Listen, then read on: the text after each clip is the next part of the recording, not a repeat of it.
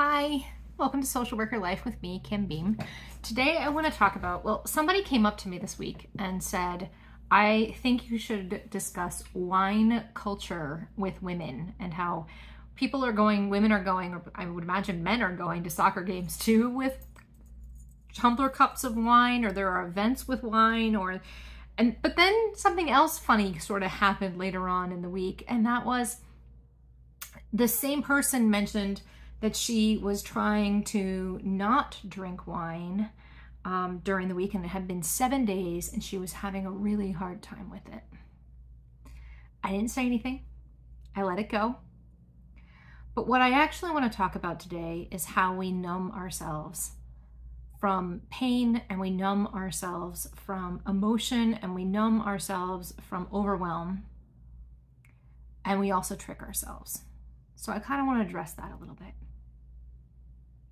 So, hi, welcome. There are two things at play in this topic.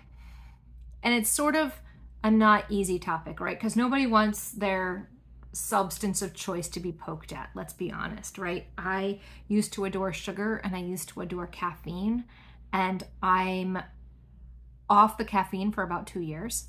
And the sugar, I'm learning a ton about in my process of not eating sugar and then bringing sugar back in and then taking sugar back out again and then putting it back in. And I'm watching my body's reaction to sugar. And I had some alcohol this week as well, and I'm watching my body's reaction to that. And I'm being really conscious about these decisions, and I'm watching how my body and what my body has to say about these things. Because my eating has been so clean, I'm really able to see the effects of this. And I'm able to listen and hear and notice and all of that. So first I want to talk about sadness, and I want to talk about anger. Because I had something happen this week that was super sad for me. It's a reoccurring theme, but it's super sad for me. And I found myself angry, like really angry, even though it's a reoccurring thing and I should be kind of used to it at this point. I'm not. And I found myself really angry. And I sat with the anger for a while.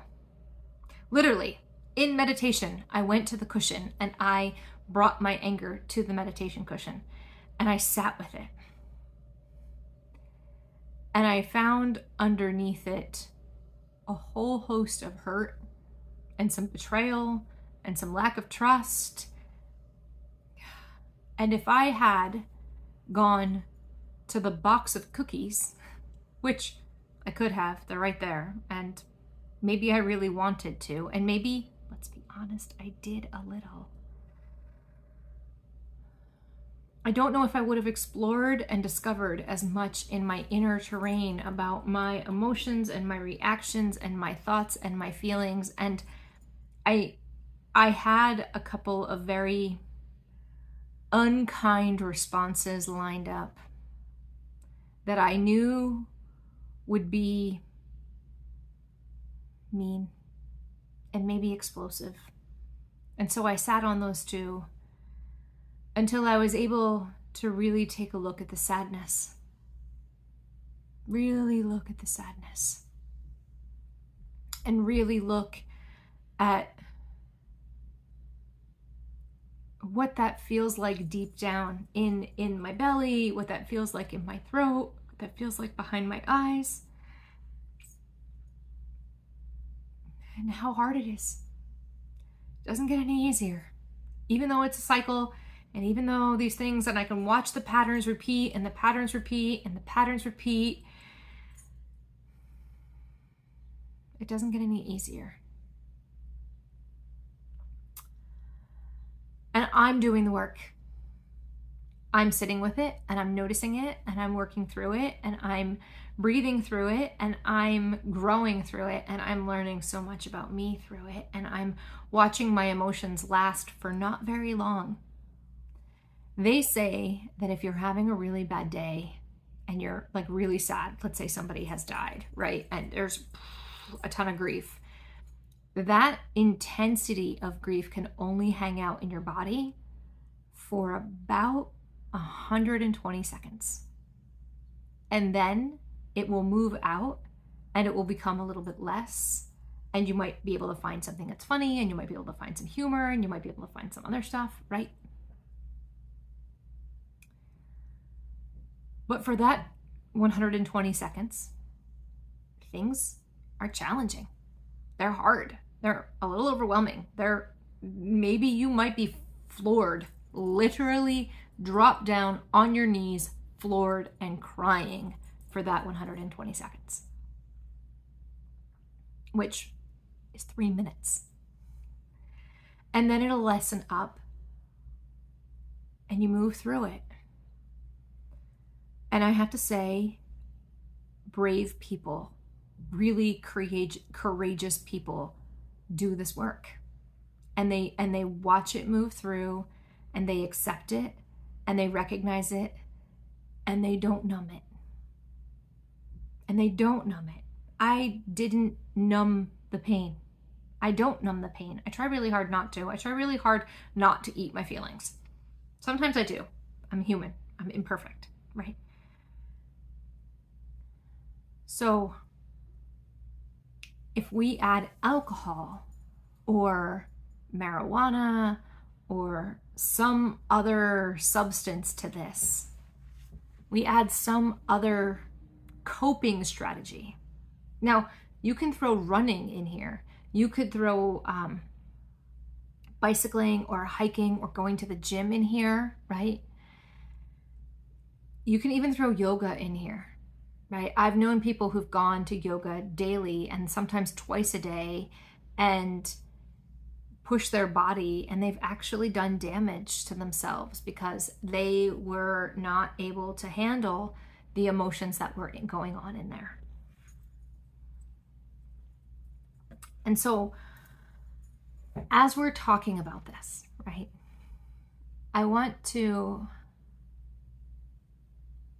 say that hurt and pain are telling us where we really are and what's really going on.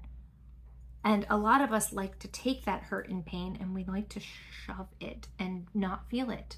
Because let's be honest, there are certain places we're not allowed to show hurt and pain.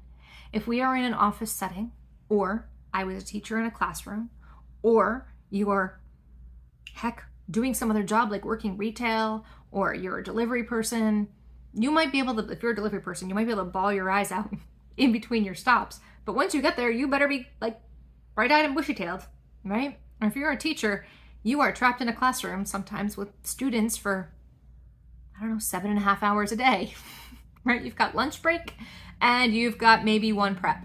Otherwise, you are in there with them in the heat of the day all the time with their stuff. And let me tell you, teachers, it's 80% discipline and 20% teaching.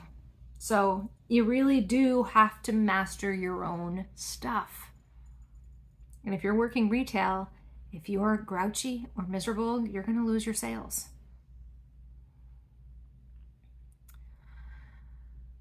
So as I breathe into this, right, as I'm breathing into sadness and I'm breathing into grief and I'm breathing into loss and I'm breathing into rejection and I'm breathing into all of it, right, as I'm breathing into all of this and I'm breathing into whatever I bring into the cushion, I recognize that it's not easy to sit with negative emotions.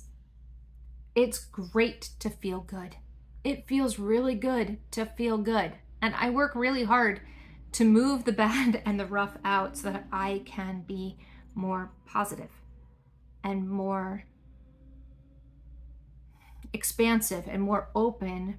But I also need to be realistic with myself and say when something hurts and not push it away. And I think we numb as a society. We numb emotion. And let me explain something really quick. Emotion is on a spectrum, right? You've got negative up here and you've got positive up here.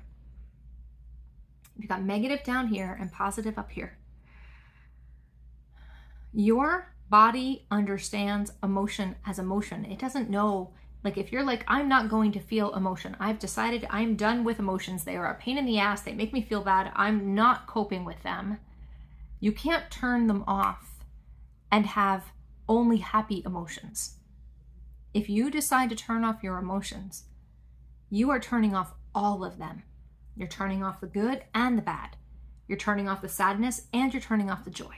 You're turning off the hope and you're turning off the despair, right? You're turning them both off. You don't get to keep one and like not the other. It doesn't work that way. And that's a challenge too. And so alcohol, yeah, it like makes you not feel for a little while, but it does other things to the body too, right? If you go overboard, you have the headache. And if your body's become a little bit dependent on it, you might have some withdrawal. And you may have some with emotional withdrawal before you have some physical withdrawal. Right? If your coping strategy is whenever I have a bad day, I come home and I have a glass of wine. This is the other thing I wanted to touch on today. There are a couple things going on there.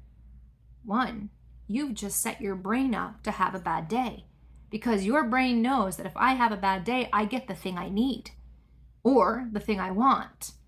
And so it starts to show you all the bad stuff in the day. It's like, oh, you know what? They don't have your favorite lunch today. That makes this a bad day. Oh, you know what? You have a heavy caseload with a lot of like, I don't know, admissions. You have your three least favorite students are all in a bad mood. This is a bad day. Nobody's absent today. This is a bad day, right? I don't know. The boss talked to you about a mistake you made, clearly a bad day. Or maybe you sabotaged yourself and then you're like, oh, this is a bad day. Because your brain knows that if you have a bad day, it's going to get rewarded with wine or marijuana or whatever else you've like set it up to want and like. And so your brain will do what it needs to do to get what it wants. And if your brain is used to calling all the shots, like your id brain, your ego brain, the brain that like wants what it wants and wants what it wants when it wants it, right? Which is true for all of us and a lot of us, right? We want what I want. We want what we want when we want it, right? And so I just want to like acknowledge that it's hard to be a human being. It's hard to be a human being. It's hard to get up in the morning and face the challenges of the day and go through the day and come home and do the house things at the house, because let's be honest, not all of us have somebody who comes and cleans, and not all of us have somebody who cooks for us, and not all of us have, right? Some of us, it's all on us to do. I know some single moms who just have to do it all. They have to be amazing at work and they have to like care for people at home. And I'm sure there are a number of people who have a lot to do. And numbing a little bit might feel really good in the moment. But if you train your body that you will numb it, it will create the experiences it wants to create in order to have the thing that it wants. So if you say, if we have a bad day, we have wine, you can guarantee yourself a bad day that day. Because your brain will convince you of all of the things because your brain wants the wine or the marijuana or the other thing you do. Because it feels good. But I would posit and put out there that it might not feel that good. That in the long run, there's some guilt and there's some, we need to not do this. And then when we don't do it, we feel bad, like our body is really not doing well. And that's a sign that you're becoming a little dependent. And I can tell you, I know it might not sound like it, but being a caffeine addict for a number of years, coming off caffeine, not so easy. And being a sugar addict, realizing how much sugar has a negative impact on me has actually been really challenging to look at all of the symptomology that sugar has brought in. If I'm going to be really honest, that's my struggle, right? That's mine. I own that. And when I added alcohol to it, it was, oh my gosh, it was even worse. And so I just want to acknowledge that wherever you are, whatever it is that you're struggling with, right? Whatever it looks like, it's okay. It's fine. In the sense that you're doing the best you can with what you've been given. It's true for all of us. We're doing the best we can with what we've been given. But I would also encourage a little, how do we sit with that which is hard and not run away? Because that's really what ultimately a lot of us do, is if something is hard, we run away and we shut it off and we're like, this is too hard, this is too challenging, I can't face this, I don't want to go there, I don't want to face this thing, I don't want to look at the truth that's behind the curtain.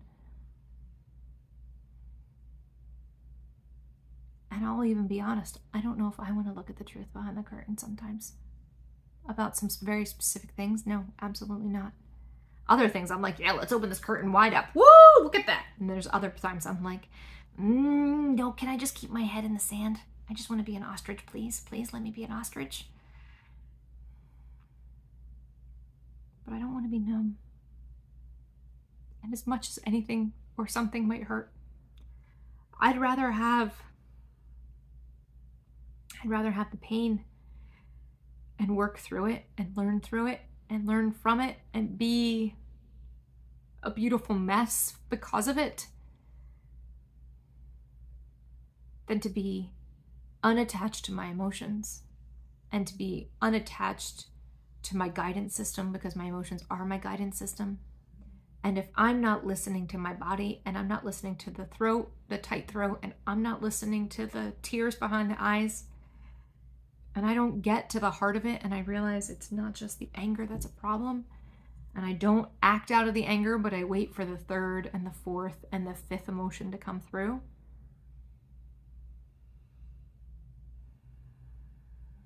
and I allow myself to process it and realize I'm really struggling in some ways, and in other ways I'm totally fine. Everything is fabulous. And there's not a problem to be seen around here at all, in some ways. And my brain, if sugar is dependent on it, will let me know exactly everything that's all messed up so we can have more sugar.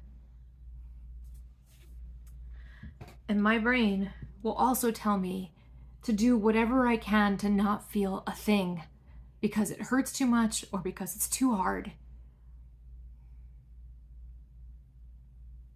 And to that I say, we're going to feel this and we're going to feel every part of it.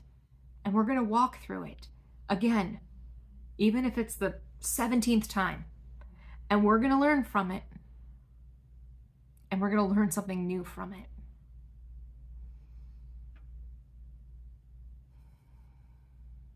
And so I know that this isn't necessarily an easy topic, and I know I may have come a little close to home for some people, and they've been like, that can't be, she's so annoying. I don't like it. I don't like what she just said.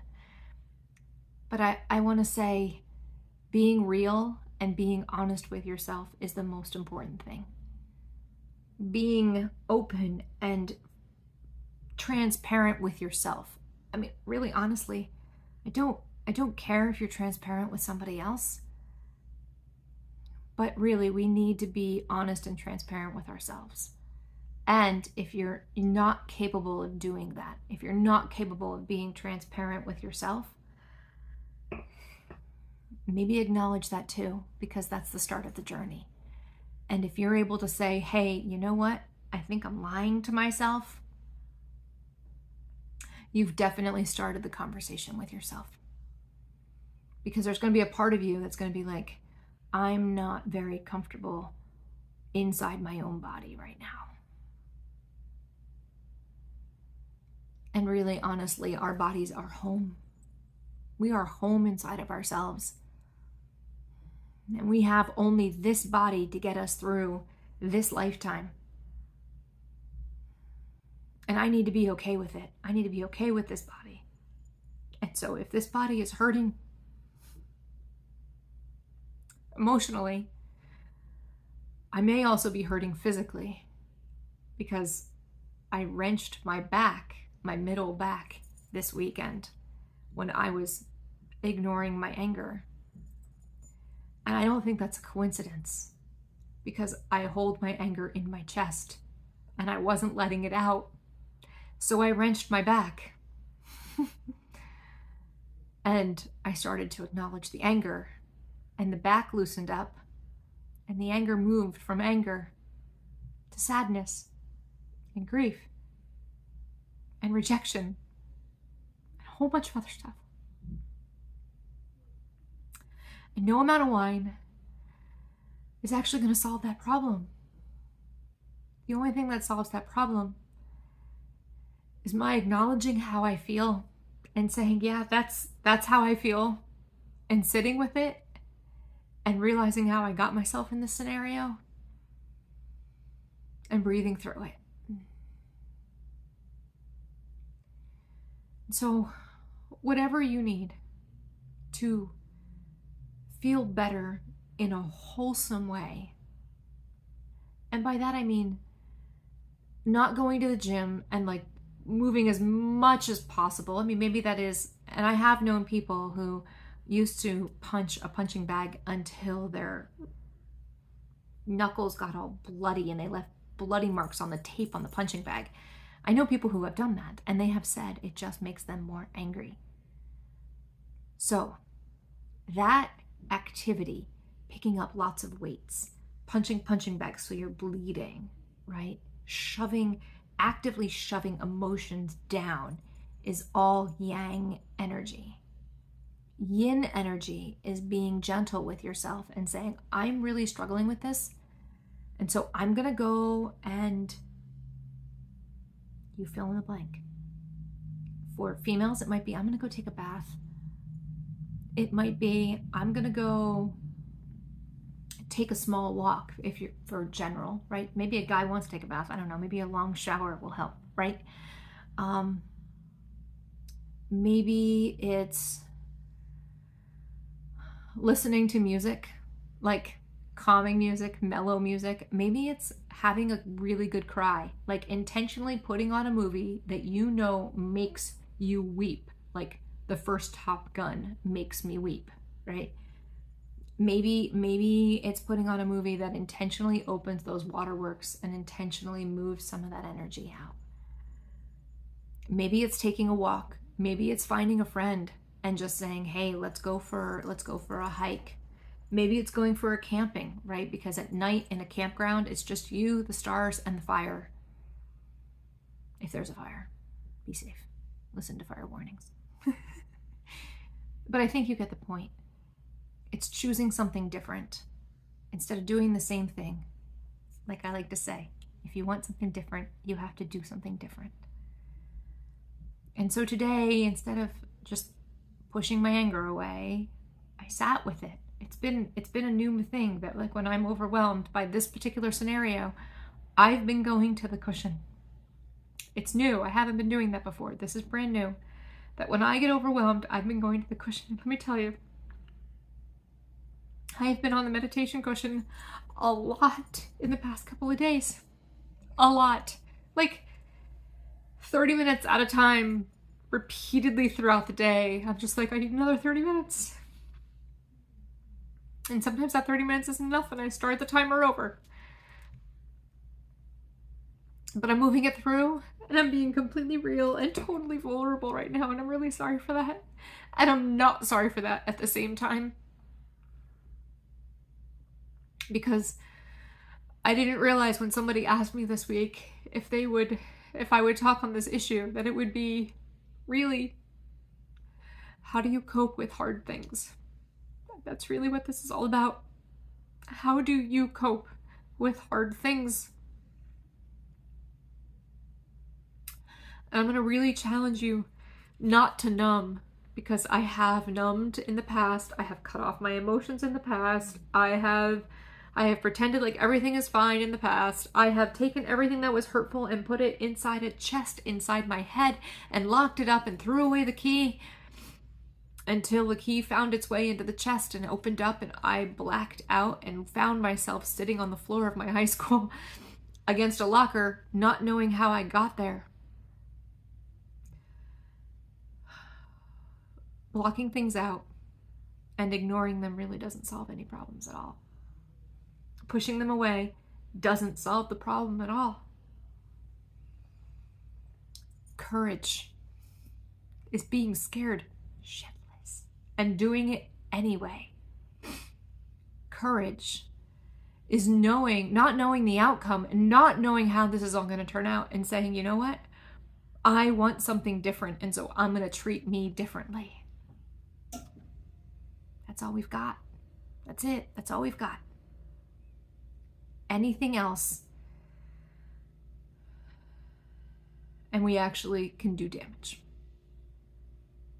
And so I encourage you to learn how to move the emotions out, up and out and through, instead of squashing them or turning them off completely or numbing them through some substance. And if as you decide to stop doing something like a substance and you discover you need more support than that, please go online, find yourself a meeting, find yourself a therapist, ask around for some friends for who they go to, because people are probably seeing therapists that you don't even know about. And if you start opening up a little bit and say, hey, I need a therapist, there are probably some people who are like, I've got a therapist for you. So get the mental health support you need. Find your people. Find your support systems. And just know, I know for most of us, we're doing the best we can with what we've been given. So I hope you all are doing okay. And we'll talk to you soon.